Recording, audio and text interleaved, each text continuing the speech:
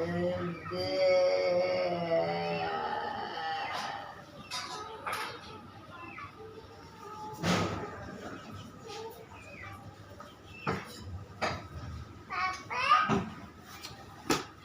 मेरी पिछले लॉकडाउन च दुकान सी तो वो ना 3-4 महीनों का किराया चढ़ गया तो मालका ने खाली करा ली तो मेरे को किराया नहीं दिता गया। तो मेरे बहुत ना माड़े हालात ने। मेरा एक मजदूर बच्चा है और जो कमाई दा वो दवा दारू तो लग जाता।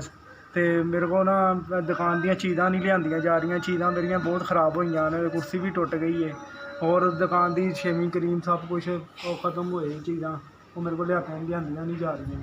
इस करके मैं तुहाडे नाल ये अर्ज करनी थी कि मेरी थोड़ी बहुती कोई मदद कर दो ताकि मैं अपना काम सीधा बदरा कर सकां। जनाब मेरा किराए का घर है तो मेरा ना जो मैं कमाना किराया करूया दिता जाता है। मजदूर बच्चा वो दवाई दारू तो लग जाते हैं। मैनू पैसे नहीं चाहिए, मेरिया दुकान दी चीज़ां ने थोड़ियां बहुतियां, कुर्सी खराब हुई है, कोई दुकान का समान खत्म होया, मैनू समान वगैरह लै दो, वो मेहरबानी होएगी तुहाडी। 0321 14 46 447।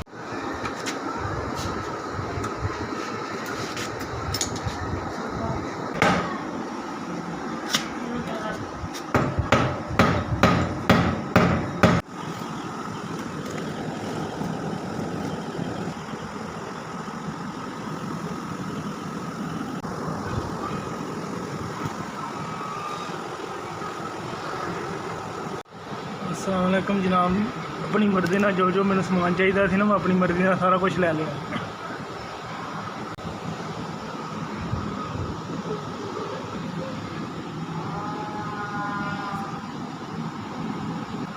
सारा समान भी भान मैंने मिल गया तो कुर्सी का भी काम होया। टोटल 6000 रुपया लगा है। जिन्हें भी दिता है अल्लाह ताला उसकी जिंदगी देवे, सेहत तंदुरुस्ती अल्लाह ताला उन्हें देवे।